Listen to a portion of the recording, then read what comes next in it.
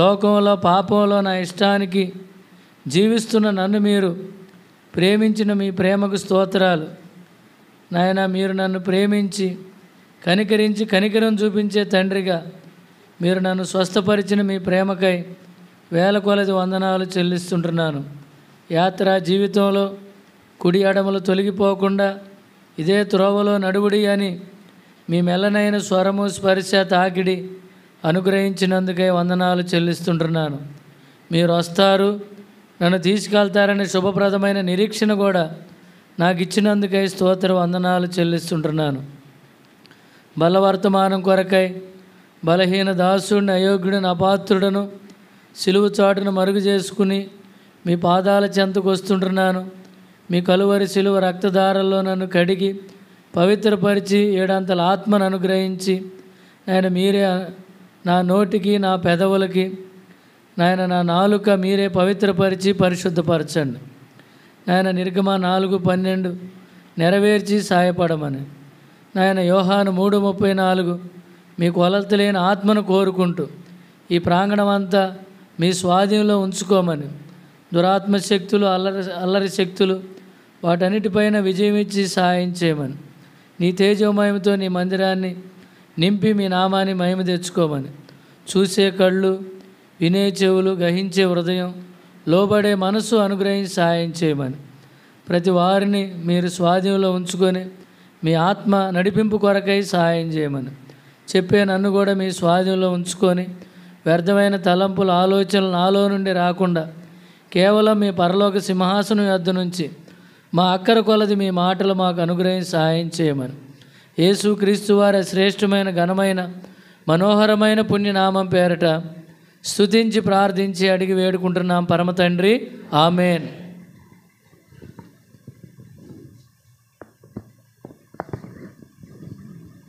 ఇక్కడ మనం చదువుకున్న 3 భాగాల్లో కూడా పరిశుద్ధులుగా ఉండాలని జ్ఞాపకం చేయబడింది.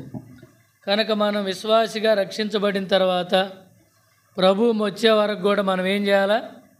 పరిశుద్ధులుగా ఉండాలి.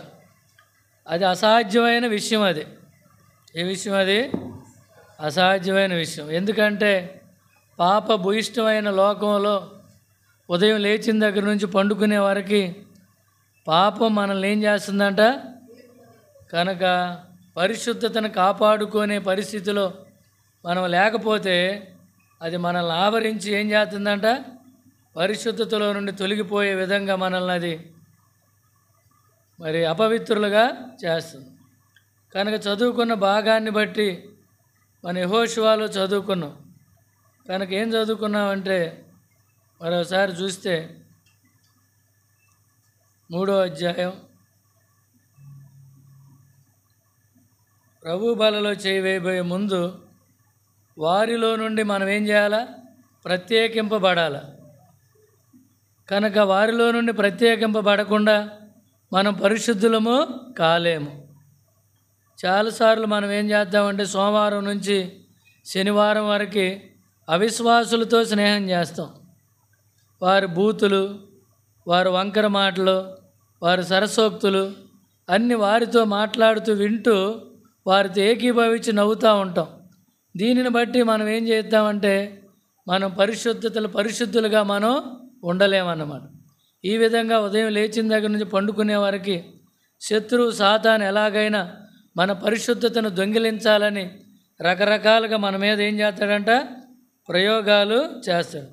అందుకని ఇక్కడ ఏమనుందంటే రేపు యెహోవా మీ మధ్య అద్భుత కార్యములు చేయును గనుక మీరు పరిశుద్ధపరుచుకొనుడని ఆజ్ఞాపించాలి.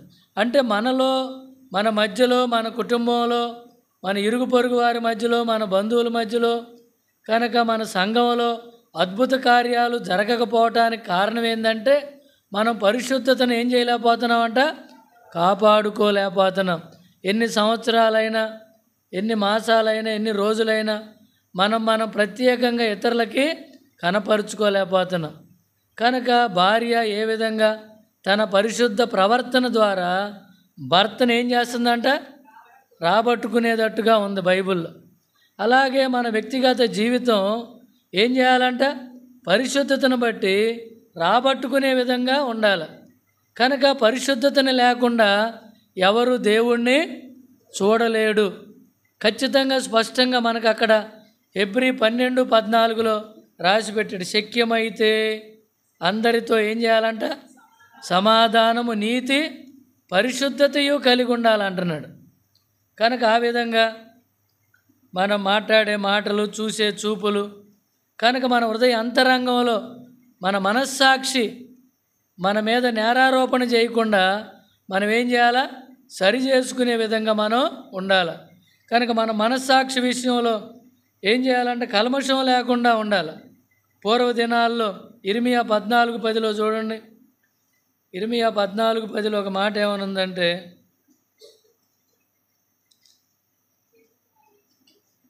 చూడండి అమ్మా, యెహోవా ఈ జనులతో ఈ మాట సెలవిచ్చుచున్నాడు, ఈ జనులు తమ కాళ్ళకు అడ్డము లేకుండా తిరుగులాడుటూ ఇచ్చగలవారు గనుక యెహోవాను అంగీకరింపడు. ఇప్పుడు ఆయన వారి అక్రమమును జ్ఞాపకం చేసుకొనును, వారి పాపములను బట్టి వారిని శిక్షించును. కనుక విశ్వాసులమే కానీ రక్షించబడిన తర్వాత విశ్వాసులకు తగిన విధంగా మనం పరిశుద్ధతని కాపాడుకోవాలి. విశ్వాసం లేకుండా పరిశుద్ధతను మనం కాపాడుకోలేం. ఎవరైనా ఒక వ్యక్తి మన దగ్గరికి వచ్చి మనం ఏం చేయకపోయినా మన మీద నేరం మోపినప్పుడు మనకేమొచ్చుద్దంట? కోపం వచ్చుద్ది, కనుక ఉద్రేకం వచ్చుద్ది, తొందరపాటు వచ్చుద్ది. కనుక అలాగ మనం తొందరపడి మాట్లాడి తర్వాత ఏమంటాం? తర్వాత మనల్ని మనం ఆలోచించుకుంటే మనం విశ్వాసులుగా మాట్లాడకూడని మాట మనం మాట్లాడు. అయితే ఆ దినాల్లో దేవుడు శిక్షించాడు వారి పాపమును బట్టి, వారి దోషమును బట్టి. ఇప్పుడైతే కృపాయుగంలో ఉన్నాం కనుక భార్య భర్తను కొట్టినా, భర్త భార్యను కొట్టినా, విశ్వాసులకు తగిన విధంగా మన జీవితం లేకపోయినా నామకార్థపు క్రైస్తవులుగా అలవాటుగా ఆచారంగా వచ్చిపోతున్నా కృపను బట్టి మనం ఏం చేస్తున్నామంట? సాగిపోతున్నాం. కనుక ఇంకో మాట ఏమనుందా? అయితే దేవుడు కరుణా సంపన్నుడు కనుక ఇర్మియా 33లోనే ఇంకో మాట ఏమనుందంటే,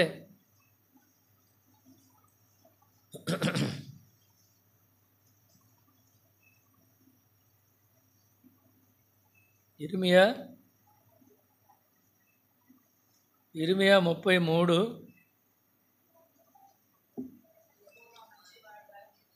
అమ్మా,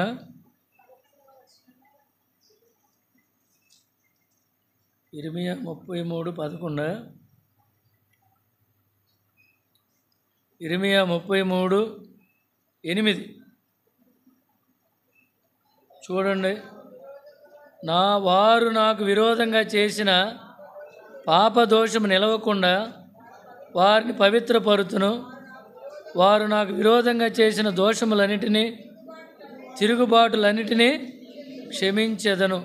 కనుక దేవుడు అక్కడ యెహోషువలో ఏం చెబుతున్నాడంటే, మీ మధ్య దేవుడు అద్భుత కార్యాలు చేయాలంటే మిమ్మల్ని మీరు ఏం చేయాలనుకుంటున్నారు? పరిశుద్ధపరుచుకోవాలి. అంటే మీరు పరిశుద్ధపరుచుకుంటే నేనేం చేస్తాను? మీ మధ్య అద్భుతాలు చేస్తాను.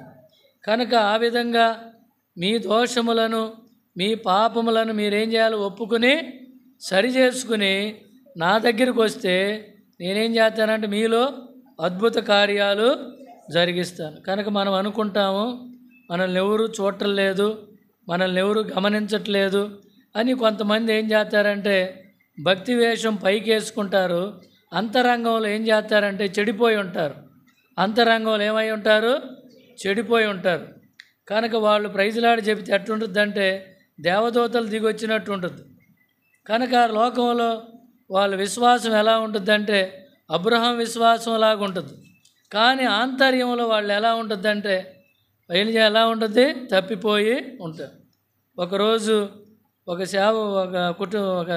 దైవ సేవకుడి దగ్గరికి ఒక ఆయన కడుపులో నొప్పిగా ఉందని వాళ్ళ భార్య అమ్మడి పెట్టుకుని తీసుకుని వెళ్ళిందంట.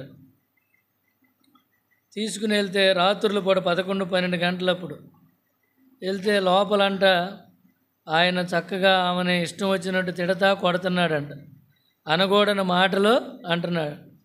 అప్పుడు ఆ పాస్టర్మ్మకి వెళ్ళి తలుపు కొట్టకుండా వీళ్ళు ఏం చేశారంటే వాళ్ళు అన్న మాటలుగా వాళ్ళు కొట్టుకునే కొట్లు ఏమైందో ఈయన కడుపులో నొప్పి కూడా ఏమైంది తగ్గిపోయి వెనక్కి వెళ్ళిపోయాడంట. వీళ్ళ ప్రార్థన చేస్తే నా కడుపు నొప్పి తగ్గేది అనుకుని. కనుక మన విశ్వాసాన్ని, మన సాక్ష్యాన్ని, మన పరిశుద్ధతని మనం ఏం చేయాలా? కాపాడుకునే విధంగా మనం ఉండాలి. అందుకని 31:4 ఏమనుందంటే, ఆయన నా ప్రవర్తన ఎరుగును కదా, నా అడుగు జాడలన్నిటినీ లెక్కించును కదా. ఏబు 31:4 నేను అబద్ధీకుడినై నేను తిరుగులాడిన ఎడల, మోసము చేయుటకే నా కాలు త్వరపడిన ఎడల. కనుక మనం ఎలా ఉన్నామంటే ప్రతిదీ ఆయనకి తెలుసు. అబద్ధంతో ఉండా, మోసంతో ఉండా, నేను యథార్థుడినై ఉన్నా కనుక ప్రతిదీ కూడా ఆయనకి తెలుసు. న్యాయమైన త్రాసులో ఆయన నన్ను తూచును కనుక నేను ఆ త్రాసులో ఒకరోజు తూకం వేసినప్పుడు నేను నిలబడగలనా లేదా అని మనల్ని మనం ఏం చేయాలా? పరీక్ష చేసుకోవాలి. నేను పరిశుద్ధతలో, పరిశుద్ధుడిగా ఉండే విషయంలో, నేను పరిశుద్ధతను కాపాడుకునే విషయంలో నేను ఎలా ఉన్నాను? ప్రభు బలలో చేయబోయే ముందు ఎవరికి వారే ఏం చేయాలా? పరీక్ష చేసుకోవాలా. ఎందుకంటే కొలస్సీ 3:3 ఏమనుందంటే, మీ జీవము క్రీస్తుతో కూడా దేవుని యొద్ద ఏమై ఉందంట? దాచబడి ఉన్నదన్నమాట. కనుక మన జీవం ఎవరితో ఉందంట? దేవునితో కూడా ఉంది కనుక మన హృదయం, అంతరంగము ప్రతిదీ ఆయనకు తెలుసు కనుక మనం ఏం చేయాలా? దేవుని యందు భయము కలిగి పవిత్రులుగా ఉండాలి. అందుకే బైబిల్ ఏమనుందంటే, యెహోవా యందైన భయము పవిత్రమైనదని రాసి ఉంది. కనుక ఆయన భయం లేకుండా, భక్తి లేకుండా, లోకంలో అలవాటుగా, ఆచారంగా కనుక 3 పాటలు పాడుకుని ఆరాధన చేసి తర్వాత ఒక పాట పాడుకుని బల్ల వర్తమానం విని బల్లలో పాల్గొని వెళ్ళటం వల్ల ఎవరికి ప్రయోజనం లేదు. కనుక నీ పరిశుద్ధతను నువ్వు కాపాడకుండా ప్రభు రాజ్యంలో నువ్వేం చేయలేవంట? ప్రవేశించలేవు. అందుకని మీ హృదయములను పరిశుద్ధపరుచుకొనుడి అంటున్నాడు. యాకోబులో ఒక మాట ఉంది,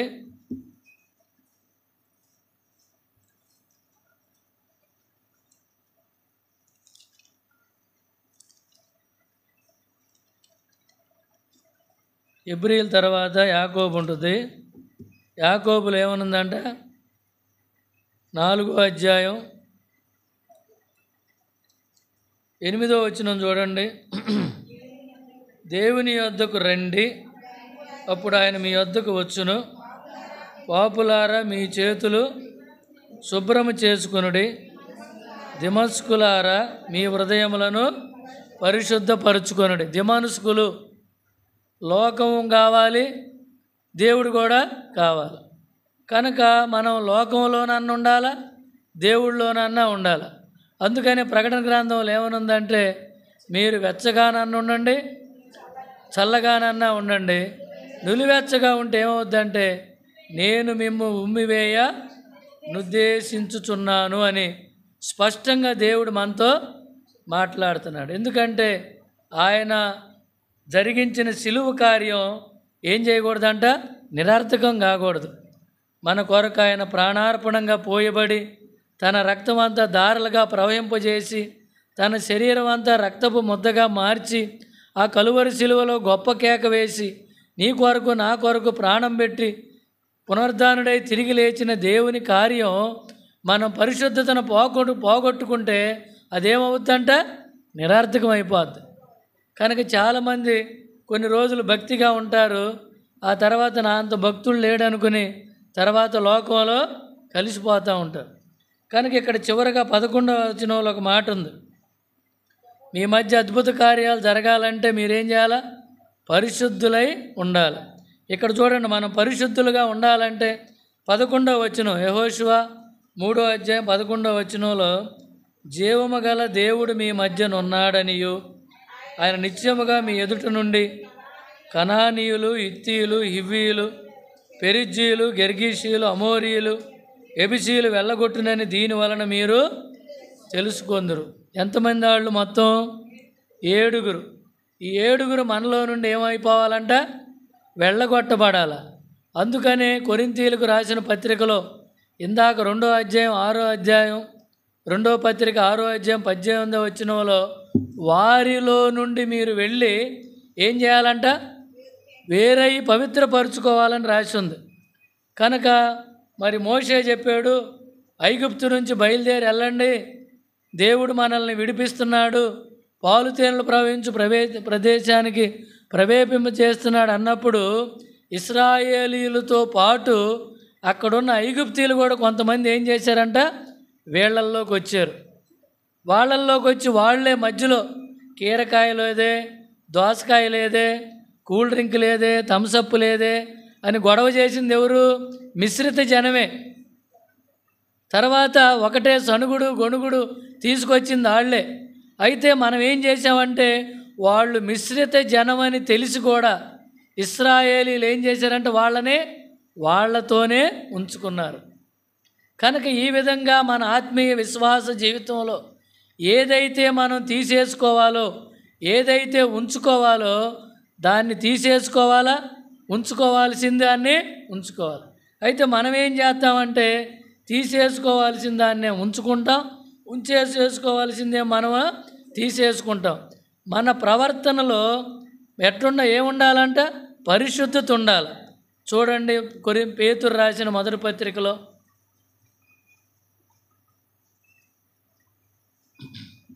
కనుక వాక్యం విన్నాము, ఈ చెవులో నుంచి ఈ చెవులోకి వదిలేసాము, లేకపోతే ఈ చెవులో నుంచి నోట్లోకి వదిలేసాము, ఈ చెవులో నుంచి హృదయంలోకి వెళ్ళిపోయింది. కనుక 3 రకాలైనటువంటి ప్రజలు వాక్యాన్ని వింటూ ఉంటారు. నువ్వే ప్రజగా ఉన్నావో కూడా ఏం చేయాలి? పరీక్ష చేసుకోవాలి. ఇక్కడ ఏమనుందంటే పేతురు రాసిన మొదటి పత్రిక 1వ అధ్యాయం 16వ వచనంలో ఉందిరా. 16వ వచనం 14, 16 కలిసి ఉంటుంది, చదువుదాంలే.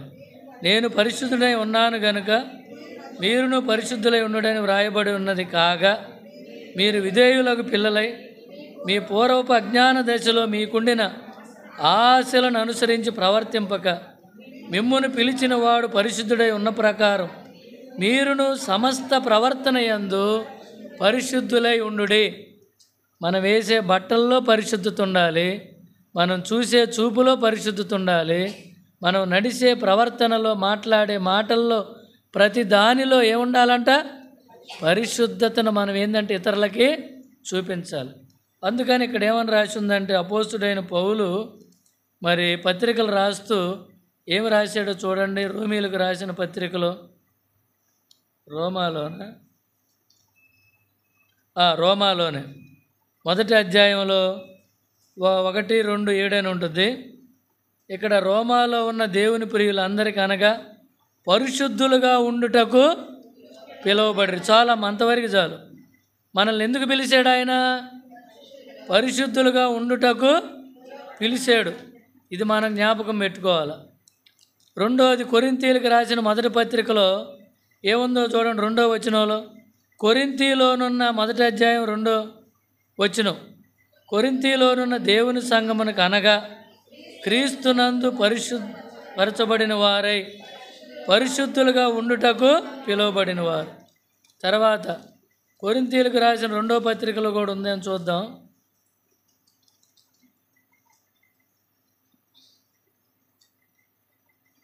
కనుక అకయ అందటనున్న పరిశుద్ధులందరికీ శుభమని చెప్పి వ్రాయబడింది. అంతవరకే ఉంది. గలతీలోకి చూద్దాం రండి. గలతీలో కూడా లేదుగా. కనుక ఆయన మనల్ని ఏం చేశాడంటే పరిశుద్ధులుగా ఉండుటకు పిలిచాడనమాట. తర్వాత పరిశుద్ధమైన పిలుపుతో పిలిచాడు.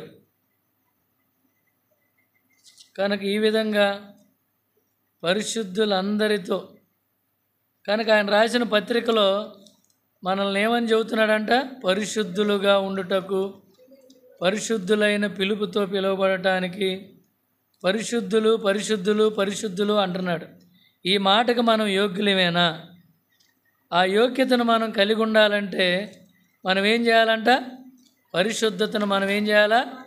కాపాడుకునేవారుగా మనం ఉండాలంటే మనం ఏం చేయాలంటే మనలో ఉన్న ఏడుగురు అంటే 7 అంతల మానవ నైజం, మానవ స్వభావంలో ఉంటాం. ఈ మొట్టమొదటిది ఏంటంటే కనానీయులు. ఎవరున్నారంట? కనానీయులు. అక్కడ ఏం చదువుకున్నాం ఇందాక? 1 పేతురు 1:16లో మన ప్రవర్తనలో ఏముండాలంట? పరిశుద్ధత కలిగి మనం ప్రవర్తించాలి. ఇక్కడ కనానీయులు అనే మాటకు అర్థం ఏంటంటే ధనాపేక్ష గలవారు. ఎవరాళ్ళు? ధనాపేక్ష గలవారు. ధనాపేక్ష కలిగిన వారు పరలోక రాజ్యంలో ఏమవ్వలేరంట? ప్రవేశించలేరు. కనుక వారు పరిశుద్ధులుగా ఉండలేరు. దేవునితో వాళ్ళు సహవాసం కలిగి జీవించలేరు. లోకము, ధనము దేవుడు రెండు ఏమవ్వలేరంట? కలవలేరు. కనుక దానిని బట్టి దేవుడు మరి పరిశుద్ధులుగా మనల్ని చూడలేడు. కనుక ఇంకో మాట ఏమని ఉంటుందంటే సమస్త కీడులకు మూలము ఏంటంటే ధనము. 1 తిమోతి 6:10లో ఏమనుందంటే సమస్త కీడులకు మూలము ధనాపేక్ష, సమస్త కీడులకు మూలము. ఈ ఉదయం లేచిన దగ్గర నుంచి పండుకునే వారికి మనం పేపర్లో రకరకాలుగా చూస్తూ ఉంటాం. కనుక ఆస్తి కోసం పిల్లల తల్లిదండ్రులు చంపారని, లేకపోతే భార్య భర్తను చంపిందని, లేకపోతే రకరకాలుగా. కనుక ఇంకోటి కూడా ఉంది, ఇంకా సంఘంలో సహవాసంలో కనుక ఈ అధికారం కోసం, ధనం కోసం కనుక సంఘంలో ఉన్న పరిస్థితుల్ని చిన్నాభిన్నం చేస్తున్నారు. దానిని బట్టి పరిశుద్ధత లేకుండా సంఘం ఏమైపోతుందంట? చెదరిపోతుంది. కనుక ఇప్పుడున్న పరిస్థితులు సంఘాల్లో ఏముంది? 2 అధికారం, ధనం. కనుక నాకు ధనం అన్నా ఇవ్వండి, అధికారం అన్నా ఇవ్వండి. కనుక దీని వలన పరిశుద్ధుడైన దేవుడు, దేవునికి ఆలయమై ఉన్న నీలో ఆయన ఏం చేయలేడంట? నివసించలేడు. కనుక నువ్వు పరిశుద్ధుడిగా ఉంటే పరిశుద్ధుడైనటువంటి నీలో పరిశుద్ధుడైన దేవుడు నివాసము చేస్తారు. మీరు దేవునికి ఆలయమై ఉన్నారని మీరు ఎరుగరా? కనుక ఈ దేహము మీది కాదు. కనుక ఈ దేహముతో మీరేం చేయాలి? దేవుణ్ణి మహిమపరచాలి. కనుక ఆ రీతిగా విశ్వాస జీవితంలో పరిశుద్ధమైన పిలుపుతో పిలువబడిన మనము పరిశుద్ధులుగా ఉండాలంటే మనలో ఏముండకూడదంట? ధనాపేక్ష ఉండకూడదు. ధనము సమస్త కీడులకు మూలం. అన్న తమ్ముడు చిన్న గజం కాడ ఏమవుతారు? వాళ్ళు కొట్టుకుంటారు, కోర్టు కేసులకి వెళ్తారు, పోలీసు కేసులకి వెళ్తారు. నువ్వెంతరా అంటే నువ్వెంత అంటారు. ఒకే తల్లి రొమ్ము పాలు తాగిన వాళ్ళు ఏం చేస్తున్నారంటే కత్తులు తీసుకుని పొడుచుకుంటున్నారు. ఎందుకు? కారణం ఏంటంటే దేవుని దైవికమైన భయము వాళ్ళకి లేకపోవటం వల్ల. పరిశుద్ధతను కాపాడుకోవాలంటే దేవుని దైవికమైన భయం మనలో లేకపోతే భార్య భర్తను గౌరవించదు, భార్య భర్తనే గౌరవించదు. కనుక అబ్రాహాముని శారా ఏమని పిలిచిందమ్మా? యజమానుడా అని పిలిచింది. కనుక ఈరోజు మనం ఎలా పిలుస్తున్నాం? పరిశుద్ధులైనటువంటి మనం, పరిశుద్ధమైన పిలుపుతో పిలువబడిన మనం, పరిశుద్ధుడైన దేవుడు పరిశుద్ధులుగా ఉండటానికి పిలువబడిన దేవునికి మనం పరిశుద్ధులుగా మన మాటలు ఉంటున్నాయా లేదా అని మనల్ని మనం ఏం చేయాలా? పరీక్షించుకోవాలి ప్రభు బలలో చేయి వేయబోయే ముందు. కనుక శరీరము, దాని ఇచ్చలు, దురాశలు. కనుక ఈ ధనాపేక్ష కారణం ఏంటంటే మనది కాని దాని గురించి మనం ఏం చేస్తామంటే ఆశిస్తూ ఉంటాం. నాకు ఒక డాబా ఉంది, ఒక కారు ఉంది, పక్కనోడికి ఏముంటుంది? కనుక అదేంటంటే వాడిది కూడా నాకు కావాలనుకునేది. కనుక కొన్నిసార్లు వాడు అన్నకి బాగా ఉన్నాడు, తమ్ముడు బాగా లేడు, ఎలాగైనా వాడి నుంచి మనం ఆశ మనల్ని ఏం చేస్తుందంటే కీడులకు మూలముగా తీసుకెళ్తుంది. కనుక అందుకని వాటిని మనం ఏం చేయాలంట? సిలువేసేయాల. ఏం చేయాలా? సిలువ. గలతీ 5వ అధ్యాయం. కనుక యేసు ప్రభువుని అంగీకరించిన నీలో నాలో యేసు ప్రభు యొక్క దైవ స్వభావం మనలో ఉండాలి. అరే నిన్ను చూస్తే యేసు ప్రభువుని చూసినట్టుందిరా అనాల. అబ్బా నిన్ను చూస్తే దెయ్యాన్ని చూసినట్టుంది, మొగమాడు తిప్పుకో అనకూడదు. కనుక భార్యాభర్తలు మాట్లాడుకునే ప్రతి మాటలో కూడా సంఘంలో విశ్వాసులు మాట్లాడుకునే మాటల్లో కూడా ఏముండాలా? పరిశుద్ధత ఉండాలి. కనుక ఎలాంటి మాటలు మాట్లాడుకుంటున్నాం, ఎలాంటి చూపులు చూస్తున్నాం, ఎలాగూ మన ప్రవర్తన ఉంటుందని మనల్ని మనం ఏం చేయాలా? పరీక్ష చేసుకోవాలి. అందుకని గలతీ 5వ అధ్యాయం 24వ వచనంలో ఏమనుందంటే, ఇట్టి వాటికి విరోధమైన నియమేమేదియూ లేదు, క్రీస్తు యేసు సంబంధులు శరీరమును దాని ఇచ్చలతోనూ దురాశలతోనూ సిలువ వేసి ఉన్నారు. చాలామంది యవనస్తులు రకరకాల నేరాలకు పాల్పడుతున్నారు. కారణం ఏంటంటే డబ్బు లేక ఏం చేస్తున్నారంట? ఒక్కొక్కళ్ళు 3,000 4,000 రూపాయల ప్యాంటు చొక్కా వేసుకోవాలి, స్ప్రేలు కొట్టుకోవాలా, ఇతరులకు లాగా నేను కూడా ఉండాలనే ఇలాంటి ఆపేక్షలతో నేరాలకి పాల్పడుతున్నారు. అందుకనే ధనాపేక్ష సమస్త కీడులకు మూలం. మనకున్న దాంట్లోనే మనం తృప్తి చెందితే దేవుడు ఏం చేస్తాడంట? కావలసినంత మనకి ఇచ్చేవాడుగా మనకి ఉంటాడనమాట. ఆ విధంగా మొదటిది ఏంటంటే ధనాపేక్ష. కనుక ఇది మనకు ఉందేమో, మనం ఏం చేయాలా? పరీక్ష చేసుకోవాలి. కనుక ఒక కుటుంబంలో ఉన్నారు, వాళ్ళిద్దరు 3 అన్నదమ్ములు, 2 అక్క చెల్లెళ్ళు అన్నమాట. 3 అక్క చెల్లెళ్ళు అనుకుంటా. వాళ్ళ తండ్రి ఇద్దరు చనిపోయారు. ఆస్తులు పంచుకునే విషయంలోకి వచ్చేసరికి వాళ్ళు ఒక పెద్ద మనుషులను పిలుచుకుని ఒక మాట మాట్లాడుకున్నారు. 1,00,00,000 రూపాయలు అమ్మితేనేమో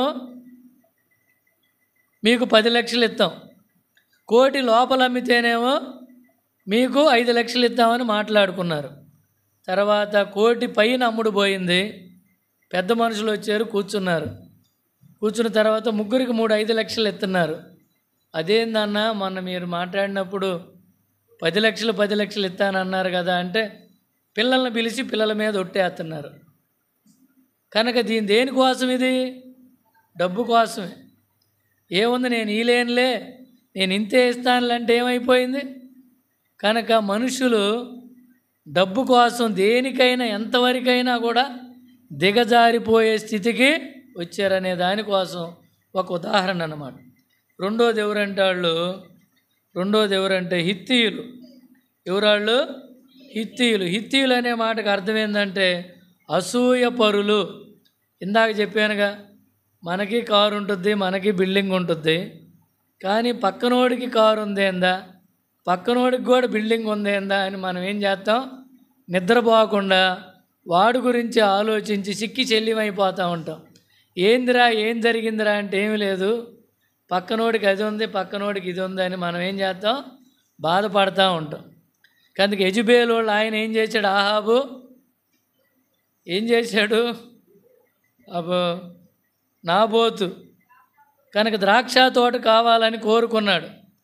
కనుక నీకుంది కదా, నువ్వు రాజువే కదా, ఉన్నతమైన స్థానంలో ఉన్నావు కదా, కనుక ఈ విధంగా తనకున్న స్థితిని గుర్తించకుండా ఏం చేశాడంట? కావాలని ఆశించి మంచం పట్టాడు. ఈ విధంగా చాలామంది కూడా ఏం చేస్తారంటే ఏసేబు మీద ఏం చేశారు? అసూయ పడటానికి కూడా కారణం ఏంది? వారి చెడుతనాన్ని తీసుకొచ్చి ఏం చేస్తున్నాడంట? అన్నలకి చెబుతున్నాడు. తర్వాత ఆయనకు వచ్చిన కలలు వాళ్ళ అన్నలకు వచ్చి చెబుతున్నాడు, అన్నా నేను ఎట్టున్నాను, నా పరిస్థితి, నేను రాజుగా కూర్చున్నాను, మీరందరు ఎట్టున్నారు, నేను మిమ్మల్ని పరిపాలన చేతనేరా, నువ్వు మమ్మల్ని పరిపాలన చేసేవాడువా, నువ్వెంతటోడివి, నీ స్థితి ఎంత మాత్రపుది, అది ఇది అని చెప్పి ఏం చేశారంటే వాళ్ళ అన్నలు ఆయన మీద ఏం చేశారంట? పగబెట్టుకున్నారు, మరింత పగబెట్టుకున్నారు, ఇంకా పగబెట్టుకుని చంపే అంత పగ పెట్టుకున్నారు. కనుక అసూయ ఏం చేస్తుందంటే మనిషిని పగబెట్టుకునే అంతస్తుకి అది తీసుకెళ్తూ ఉంటుంది. అందుకని ఆదికాండం 37వ అధ్యాయంలో ఉంది. ఆదికాండం ఈ మధ్యాహ్నకాల సమయంలో ప్రభు బలలో చేయి వేయబోయే ముందు ధనాపేక్ష అనేది పరిశుద్ధతకి మనల్ని అభ్యంతరంగా ఉంది. ఆ అడ్డుబండను మనం ఏం చేయాలా? తొలగించుకోవాలి. రెండోది ఏంటంటే అసూయ. ఏంటది? అసూయ. ఏందమ్మో ఇవాళ ఏమట్టుందో మనం ప్రైజ్లాడి చెబుతా అని ఆమెతో అంటాం, ఒరు నాయన ఇంత లావుగా ఉంది, ఎప్పుడు వచ్చింది ఏమకి అని హృదయంలోని అంతరంగంలోనే ఆ మీద ఏందంట అసూయ పడుతూ ఉంటాం. తర్వాత వాళ్ళ పిల్లలకి పెళ్ళిళ్ళు అయిందని, లేకపోతే వాళ్ళు ఇల్లు కొనుక్కున్నారని, లేకపోతే వాళ్ళ పిల్లలకు ఉద్యోగాలు వచ్చినాయని మనం ఏం చేస్తామంట అసూయ వల్ల మన ఎముకలు ఏమైపోతాయి అంటే క్షీణించిపోతాయి అని సామెతల్లో రాసి ఉండదు. అసూయ వల్ల ఏమవుద్దంటే క్షీణించిపోతూ ఉంటాడు మనిషి రోజు రోజుకి. కనుక అసూయ అనేది మనలో ఉంటే మనం పరిశుద్ధులుగా ఉండలేమన్నమాట. అందుకని 37:3 ఒక వచనం ఉంది, ఏముందంటే, మరియు యోసేపు ఇశ్రాయేలు వృద్ధాప్యమందు పుట్టిన కుమారుడు గనుక తన కుమారులందరికంటే ఎక్కువగా అతను ప్రేమించి అతని కొరకు విచిత్రమైన నిలువుటంగి కుట్టించెను.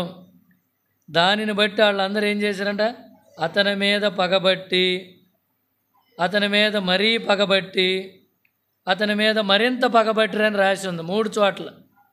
కనుక కారణం ఏంది, తండ్రి ప్రేమిస్తున్నాడు కనుక అలాగూ ప్రేమిస్తున్నందుకు ఒక అంగీ కుట్టించినందుకు ఏం చేస్తున్నాడంట, పగబెట్టుకున్నారు. ఏమని రాసి ఉందంటే అక్కడ, పగబట్టి మరి పగబట్టి మరింత పగబట్టిరి అని. ఈ విధంగా వాళ్ళు అసూయపడి ఏం చేశారంటే ఖాళీ గుంటలో పడేశారు, పోతీఫరుకు అమ్మేశారు, పోతీఫరు కూడా తీసుకెళ్ళి జైల్లో పెట్టాడు. అయినప్పటికీ ప్రతి పరిస్థితిలో ఏం చేశారంట, నెమ్మదిగా ఉన్నప్పుడు, దేవుని మీద ఆధారపడ్డప్పుడు యోసేపును దేవుడు ఏం చేశాడంట, ఉన్నతమైన స్థానంలో కూర్చోబెట్టాడు. కనుక ఇతరులను చూసి మనం ఏం చేయకూడదంట, అసూయ పడకూడదు. ఇంకా మనలో అదేమైనా ఉంటే మనం ఇంకోటి కూడా చెబుతాం, అక్క మొన్న వాళ్ళ అమ్మాయికి ఉద్యోగం వచ్చింది, వచ్చిందిలే అంటే ఏమలో ఏముంది, ఆమెకు ఉద్యోగం రావటం ఆమెకు ఇష్టం లేదు. ఈ మాట సాఫీగా చెబుతుంటే ఏం చెబుతుంది, పెద్ద పెద్దగా అరుస్తుంది. అందుకు ఇందాక చదువుకున్నాం హెబ్రీ 12:14 ఏమనుంది, శక్యమైతే అందరితో సమాధానం. ఇంకో మాట పరిశుద్ధత నీతి వెలుగు. సమాధానం అంటే అర్థమైంది. కనుక అసూయ అనేది మనలో ఉండకుండా వారితో ఏం చేయాలా, సమాధానం కలిగి ఉండాలి. కనుక ప్రభు బలలో చేయవేయబోయే ముందు ఈ యొక్క పరిశుద్ధతకి మనకు అభ్యంతరంగా ఆటంకంగా ఏది మనల్ని పరిశుద్ధులుగా ఉండకుండా మనల్ని అభ్యంతర పెడుతుందో దాని నుండి మనం ఏం చేయాలా, వెలుపటికి రావాలి. మూడోది ఏంటంటే హివ్వీయులు. మూడోది ఏంటంటే హివ్వీయులు అనే మాటకు అర్థం ఏంటంటే వ్యభిచారులు అని అర్థం. ఏంటంటే వ్యభిచారులు. అందుకే సంఖ్యాకాండంలో ఒక మాట ఏమైనా ఉందంటే 25వ అధ్యాయం ఇశ్రాయేలీలు ఏం చేశారంటే, సంఖ్యాకాండం కనుక ఈనాడు విశ్వాసుల్లోనే కాదు, సేవకుల్లోనే కాదు, శరీరం బాగా పనిచేస్తుంది, మామూలుగా పనిచేయట్లా. ఏంటంటే విజయవాడలో ఆయన సేవకుడుగా ఒక ఇల్లు అద్దెకి తీసుకున్నాడు, అక్కడ సేవ జరిగిస్తూ ఉన్నాడు. కనుక పరిస్థితులు భిన్నంగా వచ్చినప్పుడు మనలో మత్తయి సువార్తలో రాశాడనమాట, మన చూపులో కూడా మోహపు చూపు చూస్తే అది వ్యభిచారం అని చెప్పబడింది. కనుక ఈనాడు మరి ఎదుట ఉన్న ఒక స్థానిక సంఘం ఒకటి ఉంది. అక్కడ ఆ స్థానిక సంఘం అంతా నిలబడి బయట కూర్చునేవాళ్ళు అన్నమాట. అయితే ఇతను హిందూ కుటుంబంలో నుంచి వచ్చాడని చెప్పి, అరే ఆయన వాక్యం బాగా చెబుతున్నాడు, హిందూ కుటుంబంలో నుంచి వచ్చాడు, ధనవంతుడని చెప్పి ఆ సంఘంలో ఉన్న వాళ్ళందరూ ఏం చేశారు, ఈ సంఘంలోకి వచ్చారు. ఈ సంఘంలోకి ఎప్పుడైతే వచ్చాడో అబ్బా సంఘం నిండిపోయింది. తెల్లవారుజాము లెగిసి ప్రకటన గ్రంథం గురించి చెబుతున్నాడు. అబ్బా పరలోకంలో నుండి దేవుడే మాట్లాడినట్టుగా ఉంది. ఆంతర్యంలో ఏముందంట, చూపులో పాపం ఉంది. పాపానికి మొదటి కారణం ఏందో తెలుసా, మొదటి కారణం ఏంటి, చూపు. కనుక సంసోను నేను చూశాను, తర్వాత ఆశించాను, కావాలని చేసుకుంటాను. ఎవరితో చెప్పాడు? వాళ్ళ అమ్మ నాన్నతో చెబుతున్నాడు. నేను ఒక ఆమెను చూశాను, ఆశించాను, చేసుకోవాలనుకుంటున్నాను. ఆకాను కూడా ఏం చేశాడు? చూశాడు, ఆశించాడు, దొంగిలించాడు. కనుక ఈ రీతిగా మన వ్యక్తిగత జీవితంలో కనుక పాపానికి మనం ఏం చేయకూడదంటే చోటు. యేసేపు ఏం చేశాడమ్మా? పర్వాలేదులే అక్క, తర్వాత మాట్లాడుకుందాంలే, ఇప్పుడు అన్నయ్య లేడులే, అది ఇది అని చెప్పి ముచ్చట్లు చెప్పాడా? కాఫీ టిఫిన్లు తాగాడా? కనుక అవకాశమే ఇవ్వకూడదు కొంచెం కూడా. కనుక ఒకవేళ ఎవరు లేరని నీకు తెలిస్తే నువ్వు బయట నుంచి బయటికే వెళ్ళిపోవాలా, అంతేగాని ఏం పర్వాలేదులే అని లోపలికి రాకూడదు. శత్రువు ఎప్పుడైనా ఎక్కడైనా మన కళ్ళకి గుడ్డితనం కలుగు చేసే అవకాశం ఉంది. ఈ యుగ సంబంధమైన దేవత మనల్కి ఏం చేస్తుంది అంటే కళ్ళు మూసేస్తుంది. ఏం కాదులే అన్న, ఏం కాదులే అక్క, ఎవరు బాగుండారు లెక్క అని మనల్ని ఏం చేస్తుంది? ముంచేస్తుంది. కనుక కొన్నిసార్లు ఎవరైనా సహోదరుడు ఎవరైనా వచ్చినా కూడా మనం ఏం చేయాలా? కనుక వాళ్ళకి ఆటో ఇచ్చి డబ్బులు ఇచ్చి ఆటోలో పంపాలి, కానీ ఎదుటోళ్ళకి మనం ఏం చేయకూడదంట? అవకాశాన్ని కల్పించకూడదు. కనుక విశ్వాసులుగా మనకున్న పరిధిలో మనం ఉండాలే కానీ పరిధి దాటి తప్పిపోయింది ఎవరామా? అవ్వ.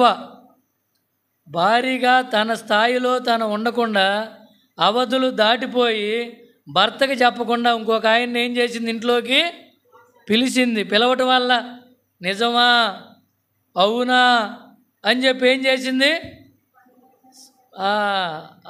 ఆదాము సంతానంగా వారి అవిధేయతను బట్టి పాపమును బట్టి మరణము లోకములో ప్రవేశించటానికి అవకాశం చూపించింది. కనుక ఈ మధ్యాహ్న కాల సమయంలో ప్రభు బలలో చేయి వేయబోయే ముందు అవకాశానికి మనం ఎప్పుడు కూడా ఏం చేయాలంట? దూరంగా ఉండాలి. యేసేపు ఏం చేశాడంట? పాపానికి దూరంగా పరిగెత్తాడు. కనుక ఈ మధ్యాహ్న కాల సమయంలో మూడోది కనుక ఎక్కడ కూడా ఎప్పుడు కూడా చదవలేదు అది మనం. సంఖ్యాకాండం 25:1 ఇశ్రాయేలీలు షిత్తీములో దిగి ఉండగా ప్రజలు మోయాబురాండ్రతో వ్యభిచారము చేయసాగిరి. కనుక ఈ విధంగా చేయటం ద్వారా వాళ్ళు ఏం చేశారంటే ఆ స్త్రీలు తమ దేవతలకు బలులకు ప్రజలను పిలవగా వారు ఆ దేవతలకు నమస్కరించారు, ఆ దేవతల దగ్గర ఉన్న భోజనాన్ని భుజించారు. ఒకదానెమ్మటి ఒకటి ఆత్మీయంగా ఏమైపోయిందంట? పతనము స్టార్ట్ అయింది. ఈ మధ్యాహ్న కాల సమయంలో ప్రభు బలలో చేయి వేయబోయే ముందు మనం ఏం చేయాలా? మొదట ధనాపేక్ష, రెండోది అసూయ, మూడోది వ్యభిచారం అనే దానికి మనం చోటు లేకుండా పరిశుద్ధతను కలిగి పరిశుద్ధులుగా లోకంలో ఉండాలి. ప్రార్థన చేసేటప్పుడు అన్న విశ్వాసులను బట్టి పరిశుద్ధులను బట్టి అయ్యా మీకు స్తోత్రాలు వందనాలు చెల్లిస్తున్నామని ప్రార్థనలు చేస్తూ ఉంటారు. మన విశ్వాసులుగా పరిశుద్ధులుగా నీతిమంతులుగా నిర్దోషులుగా నిరపరాధులుగా ఆయన మహిమ ఎదుట మనం ఏం చేయాలా? నిలబడాలి. ఒకవేళ పరిశుద్ధత లేకపోతే తల వంచుకోవాల్సి వచ్చింది. సిగ్గులేని ముఖంతో తల ఎత్తుకునేవారిగా మనం ఉండాలి. 4వది చూడండి, పెరిజ్జీయులు అనే మాటకి ఏమంటే అర్థం? ఆగ్రహము అంటే అర్థం ఏంటంటే కోపము. ఈ కోపము దేవుని నీతిని ఏం చేయలేదంట? నెరవేర్చలేదు. మనుషుని కోపము దేవుని నీతిని నెరవేర్చలేదు. అందుకని ఏమ రాసి ఉందంటే ఇక్కడ చూడండి, యాకోబులో ఒక మాట ఉంది. 1:19 కోపపడుడి కానీ పాపము చేయకూడదు. ఒక్కొక్కడు ఏం చేస్తాడంటే కోపంలో ఏం చేస్తాడో వాడికే తెలియదు. కోపం చల్లారిపోయిన తర్వాత చూస్తే ఏముంది? ఆమె రక్తపు మడుగులో పడిపోయి ఉంటుంది. కోపంతో వస్తాడు, భార్య మీద అనుమానంతో ఉంటాడు. ఏం చేస్తాడు? ముక్కలుగా నరికి ఫ్రిడ్జ్లో దోసేస్తాడు. తర్వాత ఏం జరుగుద్ది? అరే ఆవేశంలో చేశాను అన్నా కూడా ప్రయోజనం ఉందా? లేదు. మొన్న ఏం చేసింది? ఒక పిల్ల బకెట్లో ముంచి చంపేసింది. ఇట్లా రకరకాలుగా ప్రజలు కోపాన్ని నిగ్రహించుకోలేక ఆ కోపంలో ఏం చేస్తున్నారు? కనుక కావాలని కోపంతో కాదు, ఒక్కోడు ఒక దెబ్బ కొట్టంగానే వెనక్కి నెట్టంగానే గుండె జబ్బు వచ్చి చచ్చిపోయిన వాళ్ళు చాలామంది ఉన్నారు. చంపాలని కాదు, ఆ కోపంతో చేయి పెట్టి వెనక్కి తోయంగానే ఒక్కసారి స్ట్రోక్ వచ్చి చచ్చిపోయిన వాళ్ళు చాలామంది ఉన్నారు. కనుక ఇక్కడ ఏమని ఉందంటే, యాకోబు రాసిన పత్రిక 1వ అధ్యాయం 19వ వచనంలో, నా ప్రియ సహోదరులారా, మీరీ సంగతి ఎరుగుదురు గనుక ప్రతి మనుషుడు వినుటకు వేగిరపడువాడును, మాటలాడుటకు నిదానించువాడును, కోపించుటకు నిదానించువాడునై ఉండవలను. 20వ వచనం, ఎందుకనగా నరుని కోపము దేవుని నీతిని నెరవేర్చదు. మన కోపం ఉందని ఎంత మాట పడితే అంత మాట మనం మాట్లాడకూడదు. విశ్వాసులకి ఇది తగదు, పరిశుద్ధులకి ఇది తగదు. ఒక్క నిమిషం మనం ఏం చేయాలా? ఆ కోపాన్ని అణుచుకుంటే బైబిల్ ఏమని రాసింది దేవుని గురించి? ఆయన కోపము నిమిషము, ఆయన దయ ఆయుష్కాల. ఆ కోపమే ఆయన నిమిషం అంటే ఏం జరుగుద్ది? మనం ఎవరం కూడా ఉండలేం. కనుక ఆ విధంగా మన జీవితంలో 1 యోహాను 4:18 ఏదో ఉంది చూడండి. 1 యోహాను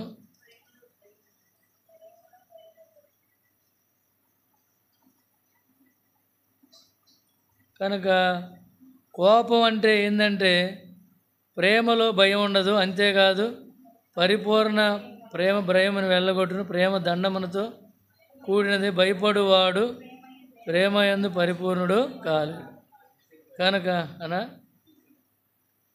కనుక యోధా 1:9 చూడండి. లేకపోతే యోధా రాసిన పత్రిక, మనం కోపము చూడండి అమ్మా. అటువలనే అయితే ప్రధాన దూతైన మిఖాయేలు అపవాదితో వాదించుచు మోషే యొక్క శరీరం గురించి తరికించుచున్నప్పుడు దూషించి తీర్పు తీర్చక తెగింపక ప్రభువు నిన్ను గద్దించునుగాక అని. అంటే ఇక్కడ మోషే ఏం చేస్తున్నాడంట? తనకొచ్చిన కోపాన్ని అణుచుకుని దేవునికి ఏం చేస్తున్నాడంట? అప్పగిస్తున్నాడు. కొంతమంది ఏం చేస్తున్నారంటే వారికున్న కోపాన్ని బట్టి వీడు పాడైపోవాలి, వీడు పురుగులు పడిపోవాలి, వీడి కుటుంబం గాలికి కొట్టుకుపోవాలి, వీడు చెదలబట్టిపోవాలని మనమే ఏం చేస్తామంటే తీర్పు తీరుస్తాం. మనం ఎవరికి తీర్పు తీర్చకూడదు. ఏంటంటే మన కోపాన్ని బట్టి ఇక్కడ ప్రధాన దూత అయిన మిఖాయేలు అపవాదితో వాదించుచు మోషే యొక్క శరీరం గురించి తరికించుచున్నప్పుడు మిఖాయేలు అనే దూత ఏం చేస్తుందంట? తనకున్న అధికారం ఉన్నప్పటికీ అధికారాన్ని వాడుకోకుండా ఏం చేస్తుందంట? దేవునికి దూషించి తీర్పు తీర్చ తెగింపక ప్రభు నిన్ను గద్దించునుగాక అనిను. కనుక మనల్ని ఎవరైనా తిట్టారనుకో, మనల్ని ఏదైనా మాట అన్నారనుకో, ప్రభు చూసుకుంటాడులే బ్రదర్, ప్రభువు చూసుకుంటాడులే బ్రదర్ అన్నారు. ఇంకో మాట చూడండి, 34వ కీర్తన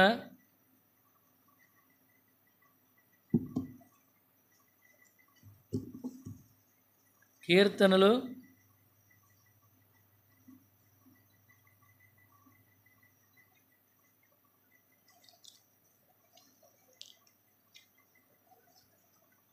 34 కాదు 37.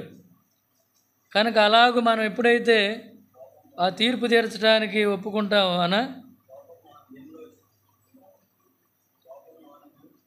ఎక్కడుందన్నది 37:8. కోపము మానుము, ఆగ్రహం విడిచిపెట్టుము, వ్యసన పడకము, అది కీడికే కారణం. కొంతమంది ఏంటంటే కోపం వచ్చినప్పుడు ఎంతమంది ఆపుతున్నా కూడా నన్ను ఆపాకండి, వాడిని చంపేయాలి, వాడిని నరికేయాలి, వాడిని అజ్జేయాలి, ఇజ్జేయాలని ఈ వ్యసనం అన్నమాట. అది దేనికి కారణం అవుతుంది? కీడుకి కారణం అవుతుంది. ఈ మధ్యాహ్నకాల సమయంలో మనల్ని మనం ఏం చేయాలా? సరి చేసుకుంటానికి మనం ప్రయత్నం చేద్దాం. హెజ్కేలు 18వ అధ్యాయంలో ఒక మాట ఉంది, చూసి మనం ముందుకెళ్దాం. హెజ్కేలు 18. హెజ్కేలు 18వ అధ్యాయం. హెజ్కేలు 18వ అధ్యాయం 23వ వచనం.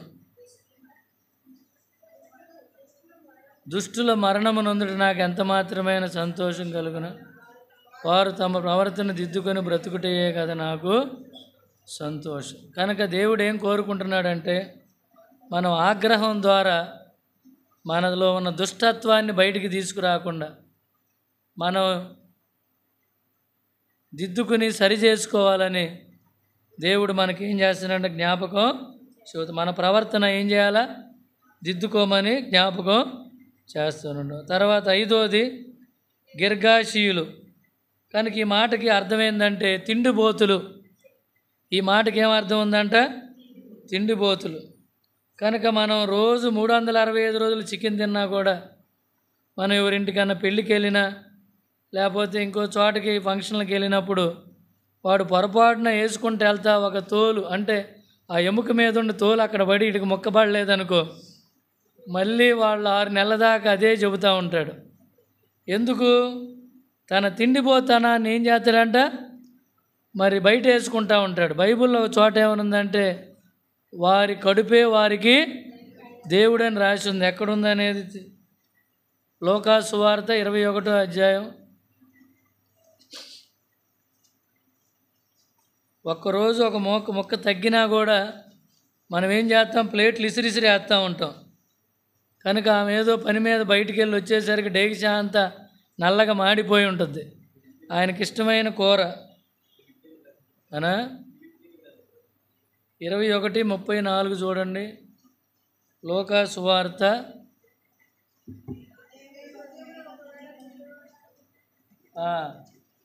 తిండి వలన ఐహిక విచారం వలన ఉన్నందున అది సరే. నాకు తెలిసిన ఆయన ఒక ఆయన 1 గంటకు ఫోన్ చేశాడు. 1 గంటకు ఫోన్ చేసి, అన్నా మీ హాస్పిటల్ ముందు కింద పడి కొట్టుకుంటున్నానన్నా. ఏందయ్యా ఏం జరిగింది ఏందంటే, ఏమి లేదన్నా మిరపకాయ బజ్జీలు 34 తిన్నాను. మిరపకాయ బజ్జీలు కాలువ ఉంది మా పక్కనే, కాలువ హాస్పిటల్ ముందు. ఆ పంట కాలువలో పడి గిలా గిలా గిలా కొట్టుకుంటున్నాడు. ఎందుకురా అంత అవసరం ఏముందిరా అంటే, నేను ఎప్పుడు తింటా ఉంటానన్నా ఏం కాదనా అంటున్నాడు. అంటే వాడు కడుపాత్రం ఏం చేసిందంటే, కొన్నిసార్లు మనం కూర బాగుందని నేనైనా మీరైనా తిన్న పరిస్థితులు లేకపోలేదు. కడుపు బాగా పైదాకా తిని అబ్బా ఎంత ఇబ్బంది పడిన పరిస్థితులు అనేకమైన మన దగ్గర ఉండొచ్చు. నేను కూడా కొన్నిసార్లు బాగుందని తిన్న రోజులు కూడా ఉన్నాయి. అయితే మనం ఏం చేయకూడదంటే, మనం ఒక పరిమితికి మన గొంతుకి ఏం చేయాలి? కత్తి అడ్డం పెట్టుకోవాలి. కనుక ఈ విధంగా మనం గొంతుకి కట్గం పెట్టుకోకపోతే, కత్తి పెట్టుకోకపోతే ఏమవుద్దంటే మనం తిండిపోతులం అయిపోతాం. తిండిపోతనం కూడా పాపం అని దేవుని వాక్యం ఏం చేస్తుందంట? చెప్తా ఉంది. చూడండి, ఇక్కడ చదువుకున్నాం కదా మనం ఇందాక. లోకాసు సువార్త 21:34 ఏమనుంది? మీ హృదయములు ఒకవేళ తిండి వలనను మత్తు వలన ఐక్య విచారం వలన మందముగా ఉన్నందున ఆ దినం అకస్మాత్తుగా మీ మీదకు ఉరి వచ్చినట్టు రాకుండా మీ విషయమై మీరు జాగ్రత్తగా ఉండుడి. కనుక ఉదయకాలం చపాతీలు తిన్నాడు, మధ్యాహ్నం మళ్ళీ ఫంక్షన్కి వెళ్ళి వచ్చాడు, ఇంటికాడ మళ్ళీ ఏం చేశాడంట? పలావు తిన్నాడు. కనుక రాత్రి అర్ధరాత్రులు గుండె అంత ఎగదని ఒకటే తేపులు వస్తున్నాయి, అర్థం కావట్లేదు. గ్యాస్ మందు అనుకుని అదని ఇదని తాగుతున్నాడు, ఊపిరి అందట్లేదు. హాస్పిటల్ తీసుకుని పోయేలోపు ఏమైపోయాడంట? ఆగిపోయాడు. కనుక ఈ వాక్యం ఏం చెబుతుందంటే ఉరి.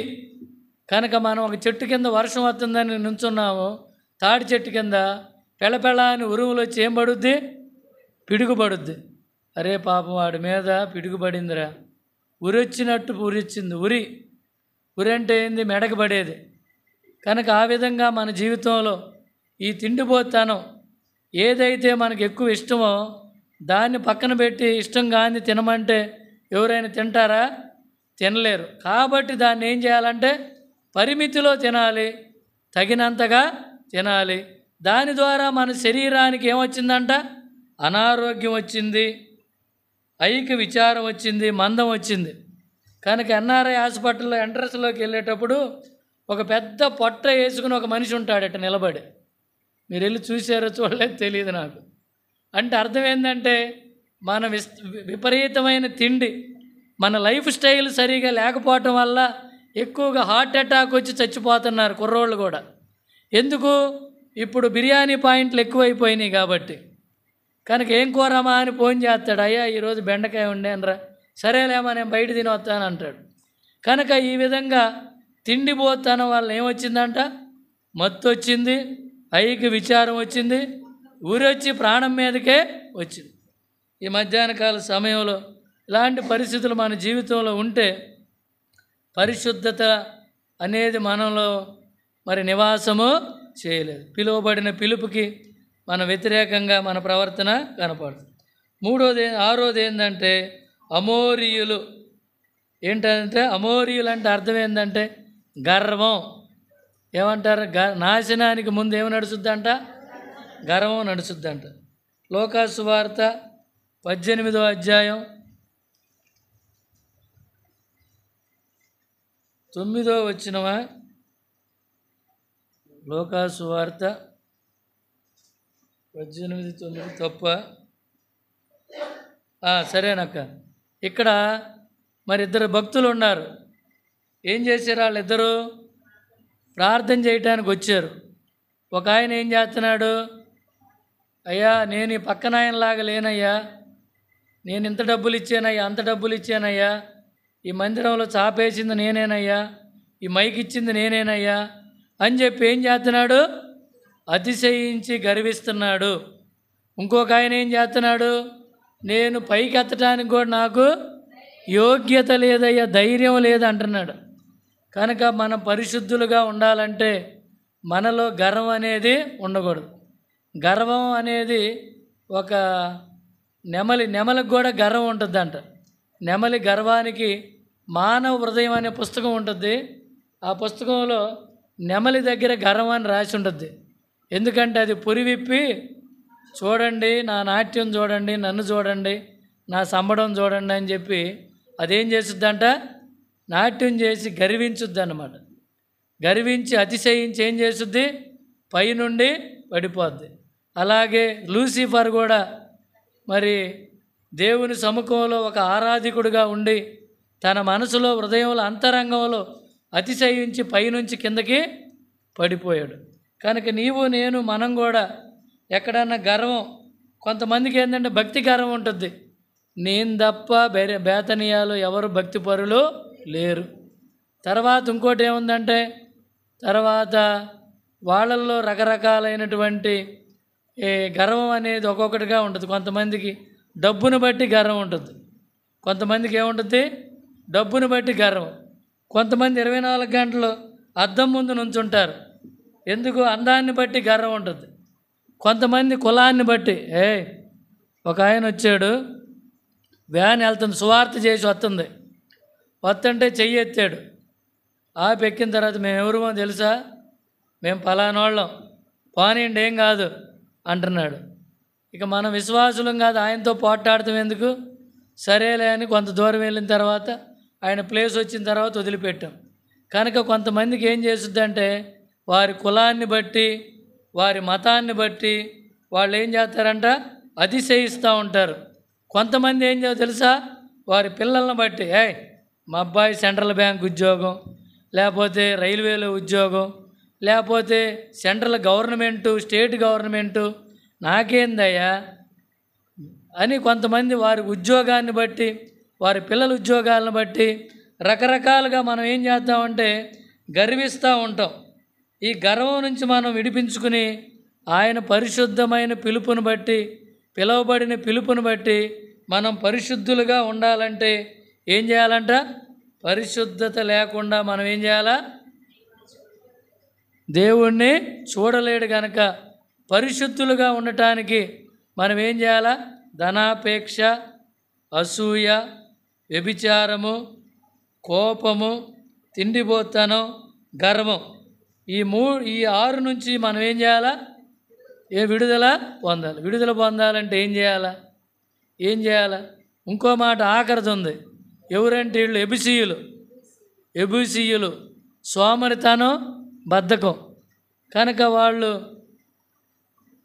వాళ్ళు సోమరితనం పాపం అని కూడా సామెతల్లో ఏముందంటే మరి మన జ్ఞాపకం చేస్తూ ఉంది. సామెతలు ఎక్కడుంది? అది కీర్తన సామెతలు 24:10, 6వ అధ్యాయం 10వ వచనమా. కనుక సోమరితనం శాపం కూడా ఉందని. కనుక వాళ్ళు ఏం చేస్తారంటే, చాలామందిని నేను ఎరుగుదును, ఉదయాన్నే లెగిసి భార్యలు 5 గంటలకల్లా ఇళ్లల్లో పనులు చేయడానికి వెళ్తారు. వీళ్ళు 10 గంటలకు లెగిసి వాళ్ళు పని చేసేటప్పుడు వచ్చినప్పుడు వాళ్ళని అడిగి వాళ్ళ దగ్గర డబ్బులు తీసుకుని టిఫిన్ చేసి మళ్ళీ అక్కడక్కడ తిరిగి వచ్చి మళ్ళీ మధ్యాహ్నం భోజనానికి వచ్చేవాళ్ళు చాలామందిని చూశాను నేను. ఎందుకంటే ఇంటికి మగ మనిషి యజమానుడైన వాడు పని చేయకుండా తిరిగేవాళ్ళు చాలామంది ఉంటారు. కనుక యజమానుడు ఏం చేయాలా? కష్టపడి పని చేయాలి. కనుక సంఖ్యాకాండంలో ఒక మాట ఉంది. ఆ మాట చదువుకుని మనం ఏం చేద్దామంటే ప్రభు బలలో చెయ్యి వేద్దాం. సంఖ్యాకాండం 33వ అధ్యాయం. కనుక సామెతల్లో రాసి ఉంటుంది, లేపుతుంటే ఇంకాసేపు వండుకొని అని ఉంటుంది. చాలామంది 4 గంటలకు బైబిల్ చదువుకోవాలని అలారం పెట్టుకుంటారు. పెట్టుకుని 8 గంటలకైనా లెగవరు. మళ్ళీ ఏం చేస్తారు? లెగిసి ప్రభువా ఇయ్యాలది రేపు మొత్తం రేపు చదువుతాను ప్రభువా అంటారు. ప్రార్థన కూడిక సమయం 9 అని చెబితే ఎన్నింటికి వస్తారు? అన్న ఇవాళ నిద్ర లేకపోయానన్నా, రాత్రి అంతా నిద్ర పట్టలేదన్నా అని చెప్పి ఏం చేస్తారు? బల్ల పంచేటప్పుడు వస్తారు. ఈ విధంగా మన ఆత్మీయ విశ్వాస జీవితం రోజు రోజుకి ఏమైపోద్ది? అడుగంటుకు పోద్ది. అడుగంటుకు పోవటం అంటే అర్థమైంది? మాడిపోద్ది. ఆ డేకి శాఖ ఏమైపోద్ది? అంటుకుపోద్ది. కనుక అంటుకుపోతే ఏమైపోద్ది? నల్లగా అయిపోద్ది. అప్పుడు దాన్ని ఏం చేస్తాడు? గీరి అది పెంట కుప్పలో వేయాల్సి వచ్చింది. కనుక నా జీవితం, మన జీవితం సోమరితనం వల్ల ఎక్కడ ఆత్మీయ జీవితంలో నష్టపోతున్నామో మనల్ని మనమే పరీక్షించుకోవాలి. ఇంటికాడ ఖాళీగానే ఉంటాము, ప్రత్యేక కూడికలు అని సంఘములు అంటే రాము, బెరాకాలు జరుగుతున్నాయి అంటే రాము, లేకపోతే అంగల కూతురులో జరుగుతున్నాయి అంటే రాము. ఎంత దూరం? కనుక సెంటర్లోకి వచ్చి గంటలు టీ స్టాల్ కాడ నిలబడి గంటలు ముచ్చట్లు చెప్పుకుంటాం. ఇరుగు పొరుగు అమ్మల దగ్గరికి వెళ్ళి రకరకాల ముచ్చట్లు చెప్పుకుంటాం. యూట్యూబ్లోకి వెళ్ళి రకరకాల వంటలు అన్నీ చూస్తూ ఉంటాం. కానీ కూడికల కొరకు ప్రత్యేకంగా ఆత్మీయంగా ఎదగటానికి దేవుని వాక్యం మీద ఆశ అపేక్ష లేకుండా సోమరితనంలో మనం ఏం చేస్తాం? పడిపోతూ ఉంటాం. ఇక్కడ చూడండి, ఆ సోమరితనాన్ని బట్టి మనం ఏం చేస్తున్నాం? వాళ్ళని వెళ్ళగొట్టలేకపోతున్నాం.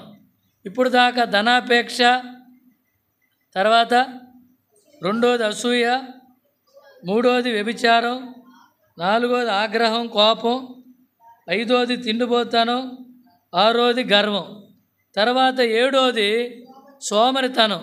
ఈ సోమరితనం వల్ల ఏమవుతుందంటే దేనిని వెళ్ళగొట్టుకోలేక 7 దెయ్యాలు పట్టింది ఏం చేసిందంట? యేసుప్రభు వచ్చిన దాకా దాన్ని ఎవరిని వెళ్ళగొట్టలేకపోయారు. సేన అనే దెయ్యం ఎంతమందితో వచ్చిందంట? 7గురితో వచ్చింది. ఆ విధంగా సోమరితనం దెయ్యం పట్టినోడితో సమానం అన్నమాట.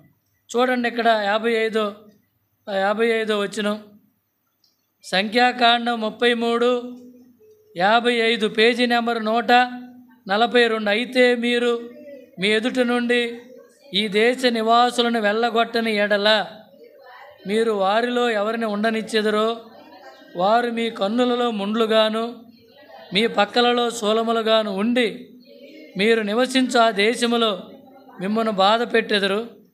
మరియు నేను వారికి చేయి తలంచినట్లు మీకు చేసేదనని వారితో చెప్పు. కనుక ఏదైతే మనం పోగొట్టుకోమన్నాడో, దేన్నైతే మనలో నుండి వెళ్ళగొట్టాలో దాన్ని వెళ్ళగొట్టుకోకుండా ఉంచుకుంటే మనకు వచ్చే నష్టం ఎంతో భయంకరమైంది. కనుక ఆ విధంగా మనం పరిశుద్ధులుగా ఉండుట ద్వారా దేవుడిచ్చే బ్లెస్సింగ్స్ ఏంటో చూడండి. యెహోషువ 3వ అధ్యాయం. కనుక దేవుడు మన మధ్య అద్భుతాలు చేయాలని, మనం పరిశుద్ధులుగా ఉండాలని జ్ఞాపకం చేశాడు. మనం పరిశుద్ధులుగా ఉండాలని ఆజ్ఞ ఇచ్చాడు. ఆజ్ఞ అతిక్రమమే పాపం. ఇక్కడ చూడండి 7వ వచనంలో, అప్పుడు యెహోవా యోషువ ఇట్లు, నేను మోషేకు తోడై ఉండినట్లు నీకు మొదటిది తోడుగా ఉంటాడు. రెండోది, నేడు వారి కన్నుల ఎదుట నిన్ను గొప్ప చేయ మొదలుపెట్టెదను. తర్వాత 9వ వచనంలో, మీ దేవుడైన యెహోవా మాటలు వినుడని ఆజ్ఞాపించి, 11వ వచనంలో, జీవము గల దేవుడు మీ మధ్య ఉంటాడని. కనుక ఈ విధంగా దేవుడు మనతో ఉండాలంటే, దేవుడు మనల్ని గొప్ప చేయాలంటే, దేవుని మాటలు విని వాటి ప్రకారం మనం నడుచుకుంటే మనం ఏం చేస్తామంట? కనుక వారిని మన మధ్యలో నుంచి వెళ్ళగొడతాం. ఎవరాళ్ళు? వారి నిశ్చయముగా మీ యొద్ద నుండి ఏం చేయాలంట? వెళ్ళగొట్టాల. ఆ ఒక్క మాట చదువుకుని కొరింథీయులకు రాసిన పత్రిక 2వ పత్రికలో ఆ మాట రాసి ఉంది. మీరు నా ప్రజలై ఉందురు, నేను మీ దేవుడినై ఉందును, నేను వారిలో నివసింతును, వారిలో సంచరింతును, వారికి దేవుడినై ఉందును, వారు ప్రజలై ఉందురు. ఎప్పుడు? వారి మధ్య నుండి బయలు వెడలి ప్రత్యేకంగా ఉండి అపవిత్రమైన దానిని ముట్టకుండా ఉన్నప్పుడు మీరు నాకు కుమార్తెలు కుమారులని సర్వశక్తి గల దేవుడు జ్ఞాపకం చేస్తారు. 7వ వచనం కూడా, 7వ అధ్యాయం 1వ వచనం కూడా చదువుకుని మనం ఏం చేద్దామంటే ప్రభు బలలో చేయవాలి. ప్రియులారా, మనకు ఈ వాగ్దానము ఉన్నవి గనుక దేవుని భయముతో పరిశుద్ధతను సంపూర్తి చేసుకొనుచు శరీరమునకును ఆత్మకును కలిగిన సమస్త కల్మషము నుండి మనలను పవిత్రులుగా చేసుకొందుము. దేవుడి మాటలు మన కొరకు దీవించునుగాక. అందరూ మోకరిల్లండి, ఒక్క నిమిషం ప్రార్థనలో ఉండండి.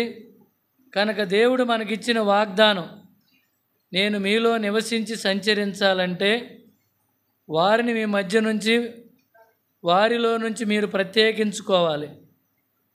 అప్పుడు మీరు నాకు కుమారులు కుమార్తెలు, నా ప్రజలై ఉంటారు అని సర్వశక్తి గల దేవుడు చెబుతున్నాడు. దేవుడు చెప్పే ప్రతి మాట వాగ్దానం. నేను నిశ్చయముగా నిన్ను ఆశీర్వదించేదను అంటే అది వాగ్దానం. నేను మీకు తోడై ఉండేదను అంటే అది వాగ్దానం. నా సన్నిధి నీకు తోడుగా వచ్చును అంటే అది వాగ్దానం. అలాగే ఇక్కడ ఏం చెబుతున్నాడంటే, మనకి ఈ వాగ్దానములు ఉన్నవి గనుక దేవుని భయముతో పరిశుద్ధతను సంపూర్తి చేసుకొనుచు శరీరమునకును ఆత్మకును కలిగిన సమస్త కల్మషము నుండి మనలను పవిత్రులుగా చేసుకు. కనుక యేసు రక్తము ప్రతి పాపము నుండి మనల్ని ఏం చేస్తుందంట? పవిత్రులుగా చేస్తుంది. మోకరిల్లండి, కళ్ళు మూసుకోండి, అటు ఇటు ఎవరు చూడొద్దు. ఒక్క నిమిషం మౌనంగా, అయ్యా నాలో ధనాపేక్ష ఉందా, లేకపోతే అసూయ ఉందా, లేకపోతే మోహపు చూపులు ఉన్నాయా, కోపము ఆగ్రహం ఉందా, లేకపోతే తిండిపోతనం ఉందా, ఎంత తిన్నా తినాలనిపిస్తుందా, కనుక ఐహిక విచారం వల్ల అది ఉరిగా ఉందా, నాకు అది నా ప్రాణం మీదకి వచ్చేటట్టుందా, ఈ తిండిపోతనం వల్ల నా ప్రాణం మీదకి ఉరిగా వచ్చేటట్టుందా, ఏది ఉంది? గర్వం ఉందా, అహంకారం ఉందా, అతిశయం ఉందా, నేను నాది అనేది కనపడుతుందా? అయ్యా నన్ను క్షమించు, మీ రక్తంలో నన్ను కడుగు, పవిత్రపరచు. వారిని వెళ్ళగొట్టకుండా సోమరినైపోయి ఉన్నానా? అవి నాకు కళ్ళకి ముళ్ళుగా ఉన్నాయా? కనుక సోమరితనం శాపమని, సోమరితనం గాఢ నిద్రని, సోమరితనం బాధని, సోమరితనం పాపమని నేను ఎరగలేకపోయాను. మీకు ఇవ్వవలసిన సమయం కంటే ఎక్కువసేపు నిద్రపోతున్నాను, సోమరినైపోయాను. వార కూడికల ఖాళీ ఉండి కూడా రాలేకపోతున్నాను, ప్రత్యేక కూడికలకు కూడా రాలేకపోతున్నాను. దేవుని మందిరంలో నా వంతు, నా పని నేను చేయలేకపోతున్నాను. నేను సోమరినైపోయానయ్యా, నన్ను క్షమించండి. యేసు రక్తం ప్రతి పాపము నుండి పవిత్రులుగా చేయునని సెలవిచ్చావు. నాయన మీ రక్తం కిందకి తెచ్చుకుంటున్నాను. నా ప్రతి పాపం నుంచి నన్ను కడిగి నన్ను పరిశుద్ధపరుచయ్యా. పరిశుద్ధమైన పిలుపుతో పిలిచావు, పరిశుద్ధులుగా ఉండటానికి పిలిచావు. నేను పరిశుద్ధునై ఉన్న ప్రకారం మీరును పరిశుద్ధులై ఉండండి అని సెలవిచ్చావు. అలాంటి పరిశుద్ధత నేను కలిగి ఉండలేకపోతున్నానయ్యా. నన్ను క్షమించయ్యా, నన్ను కనికరించయ్యా. 7 రకాలైనటువంటి బలహీనతలు నాలో ఉన్నాయని నేను ఒప్పుకుంటున్నానయ్యా. క్షమాపణ వేడుకుంటున్నాను నాయన. నా ముందుంచబడిన బల్లలో యోగ్యంగా చేయి వేయటానికి సహాయం చేయయ్యా. అది ప్రేమను, సమాధానాన్ని, హెచ్చరికని, ఐక్యతని, సమాధానాన్ని రాకడని జ్ఞాపకం చేస్తుండగా నాయన నేను అలాగూ యోగ్యంగా చేయి వేయటానికి సహాయం చేయండి అయ్యా అని మనసులో ప్రార్థన చేసుకోండి. ప్రభు దగ్గరికి రండి, ఆయన రక్తం కిందకి తెచ్చుకోండి. కడిగి పరిశుద్ధులుగా ఉండటానికి, పరిశుద్ధత కలిగి, పరిశుద్ధ ప్రవర్తన కలిగి, పరిశుద్ధులై ఉండటానికి, పరిశుద్ధులుగా ఉండే పిలువబడిన పిలుపుకి తగిన విధంగా మన ప్రవర్తనలో పరిశుద్ధత, చూపులో పరిశుద్ధత, మనం వేసుకునే బట్టల్లో, తినే తిండిలో, అన్నిట్లో పరిశుద్ధత కలిగి ఉండున్నట్లు ఎవరికి వారే వ్యక్తిగతంగా దేవుని దగ్గరికి రండి, ఆయన రక్తం కిందకి తెచ్చుకోండి, యోగ్యంగా బలలో చేయి వేయండి.